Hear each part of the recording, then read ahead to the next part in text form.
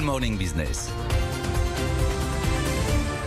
Et oui, Jean-Marc et Nicolas, comme les économistes fourmillent d'idées pour renforcer cette reprise en V. Jean-Marc, peut-être qu'à la fin, vous aurez raison. On verra. Non, peut-être qu'à la fin.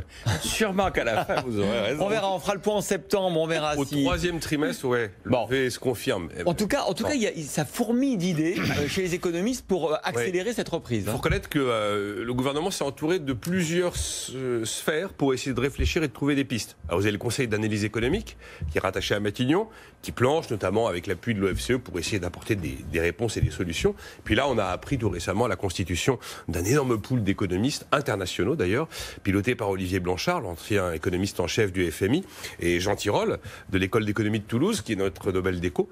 Et là, effectivement, ils sont trois à formuler deux propositions, mais ce n'est qu'un début. Alors, on trouve Olivier Blanchard, on trouve Jean Pisani-Ferry, qui a été l'un des artisans du programme économique d'Emmanuel Macron, et un économiste célèbre français, mais qui est installé aux États-Unis, qui s'appelle Thomas Philippon.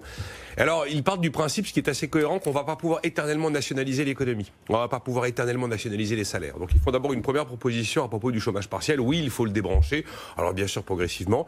Là, la proposition est assez basique. On débranche le chômage partiel et on remplace ça par une subvention au salaire des employés dans des secteurs très touchés. Bien sûr, restauration, aéronautique, tourisme, aérien. On en a parlé hier, mais c'est ce qui est prévu sans doute dans le gouvernement, c'est ce qu'on a les cartons. Par exemple, la semaine de 4 jours pour les entreprises, les secteurs où c'est très compliqué et le gouvernement paierait ce 5e jour.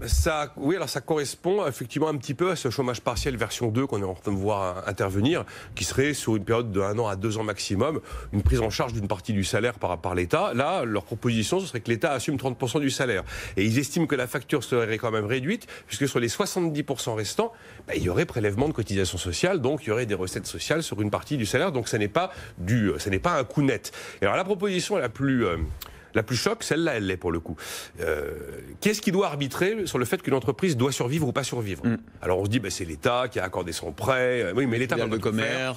L'État peut pas tout faire, même si l'agence Syrie est très très active à Bercy. Et donc là, leur idée, c'est de donner la main aux banques. C'est la banque finalement qui connaît le mieux son client, qui est la plus à même de considérer que l'entreprise est surendettée, qu'elle a un avenir, qu'elle n'en a pas. Donc la banque aurait le pouvoir de décider vie ou mort. Et pour éviter que les banques n'en fassent qu'à leur tête et que finalement elles prennent la main sur quelque chose qui quand même peut relever d'une forme de subjectivité, à partir du moment où une banque a décidé que l'entreprise va au tapis, le créancier senior, celui qui est remboursé en priorité, c'est l'État. Ouais. Donc en fait, c'est pas la banque. Pour pas que la banque se serve. Pour pas que la banque se serve. Donc c'est l'État qui prend ses taxes, c'est l'État qui prend ses cotisations. À l'inverse, si la banque a décidé que l'activité peut continuer, à ce moment-là, l'État ne se met plus en position de créancier senior et est prêt à abandonner une partie de ce qui lui est dû. Donc c'est une idée assez originale pour opérer le tri entre les entreprises viables et celles qui ne le sont pas et éviter le phénomène des entreprises zombies dont on a beaucoup parlé, qui pourraient survivre grâce aux dispositifs mis en place, tandis qu'une vie normale les aurait conduits à disparaître. Qu'est-ce que vous prenez dans cette boîte à idées, cette boîte à outils des économistes? J'ai peur. Non. À titre de remarque pour les gomènes, je dirais qu'effectivement, il est temps que les économistes arrêtent de phosphorer. Ça va, on a les idées, on sait ce qu'il faut faire, et ils sont un peu comme les carabiniers dans les opéras italiens. C'est-à-dire qu'ils arrivent après la bataille. La bataille, elle est derrière nous, la reprise, elle est là. Donc le véritable enjeu dans tout ça, c'est le V, il est là. Le véritable enjeu dans tout ça, c'est d'achever le déconfinement, c'est-à-dire de lever les dernières barrières à la production qu'il y a encore dans certains secteurs.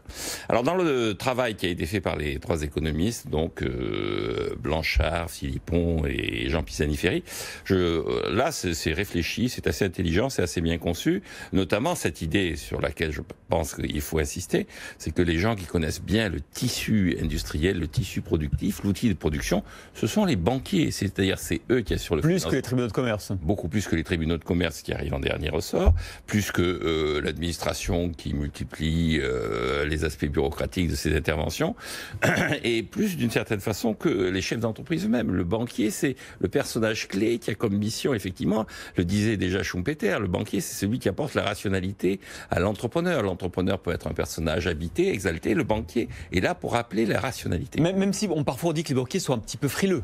Et donc peut-être que l'entrepreneur va prendre des risques que le banquier ne prendrait pas. Oui, mais ça après, si l'entrepreneur n'est pas content de son banquier, la concurrence joue et il peut changer de banquier.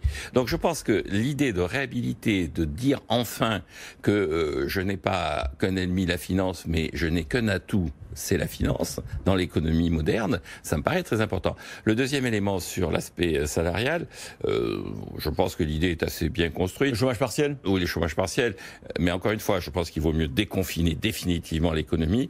Et l'idée que j'avais avancée d'une forme de solidarité en allégeant les salaires, en faisant payer une partie d'une augmentation des salaires de l'activité par une CSG qui aurait été portée par les retraites, me paraissait éviter ce gonflement spectaculaire quand même que l'on va avoir de la dépense publique et de la dette. Et c'est quand même open bar, mais open bar irresponsable. Hein. Il y a un moment où il va falloir faire un état des lieux, voir de combien effectivement la dette publique a augmenté et de voir les catastrophes que ça va préparer.